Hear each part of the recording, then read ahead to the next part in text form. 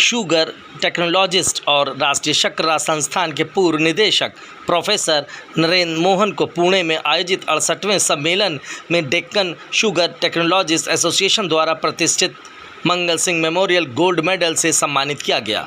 यह पुरस्कार महाराष्ट्र सरकार के राजस्व, पशुपालन और डेयरी विकास मंत्री डॉक्टर राधाकृष्ण विखे पाटिल द्वारा एसोसिएशन के अध्यक्ष श्री एस.बी. सहित अन्य गणमान्य व्यक्तियों की उपस्थिति में दिया गया।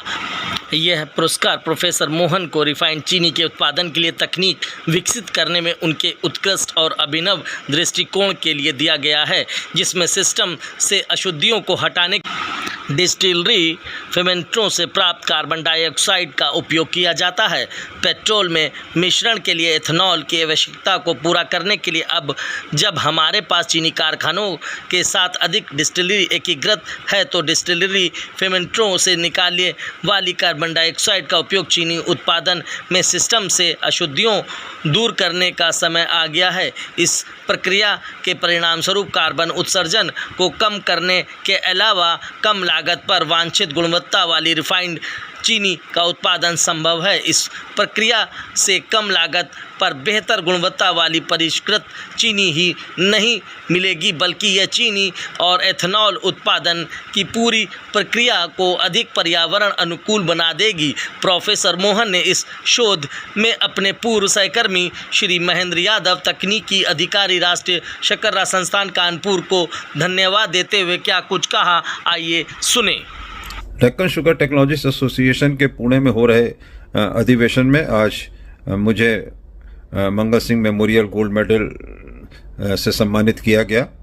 ये जो गोल्ड मेडल है वो एक प्रक्रिया विकसित करने के लिए दिया गया है। ये प्रक्रिया बेहतर क्वालिटी की शुगर या रिफाइंड शुगर बनाने के लिए है। इस प्रक्रिया में हमने एक अनूठा प्रयोग किया।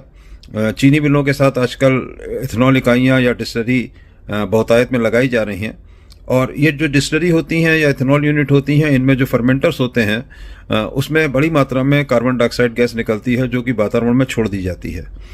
हम लोग इस बात की परिचर्चा लगातार करते हैं कि कार्बन डाइऑक्साइड या अन्य ग्रीन हाउस गैसेस जो हैं वो वातावरण में कम से कम जाएं, और डीकार्बनाइजेशन या नेट जीरो की बात करते हैं। तो ये सोचा कि इस कार्बन डाइऑक्साइड का उपयोग कहाँ किया जा सकता है। रिफाइंड शुगर बनाने में इस कार्बन डाइऑक्साइड का उपयोग हमने करा कि जब हम रिफाइंड शुगर बनाते हैं तो उसमें जो हम रॉ शुगर होते ही उसको मेल्ट करते हैं और उसमें से अशुद्धियाँ दूर करते हैं। उसमें फास्फोरिक एसिड का भी इस्तेमाल करते हैं और दूसरी चीज़ों का इस्तेमाल करते हैं। इस प्रक्रिया में हमने फास्फोरिक एसिड की जगह पे कार्बन डाइऑक्साइड जो डिस्टिलरी फर्मेंटर से निकलती है उसका उपयोग किया और अशुद्धियों को दूर किया। तो इससे कई फ़ायदे हुए। एक तो फ़ायदा ये हुआ कि जो कार्बन डाइऑक्साइड वातावरण में जा रही थी वो नहीं गई, और दूसरा ये हुआ कि हमने फास्फोरिक एसिड का इस्तेमाल ना करके कार्बन डाइऑक्साइड का इस्तेमाल किया, जो कि वेस्ट था, तो हमारी कॉस्ट ऑफ प्रोडक्शन भी कम हो गई। तो कम दाम पे हम बेहतर क्वालिटी की रिफाइंड शुगर बनाने में सक्षम हुए, और दूसरा ये पूरी की पूरी प्रक्रिया जो है ये पर्यावरण के अनुकूल हुई, एनवायरमेंट फ्रेंडली हुई।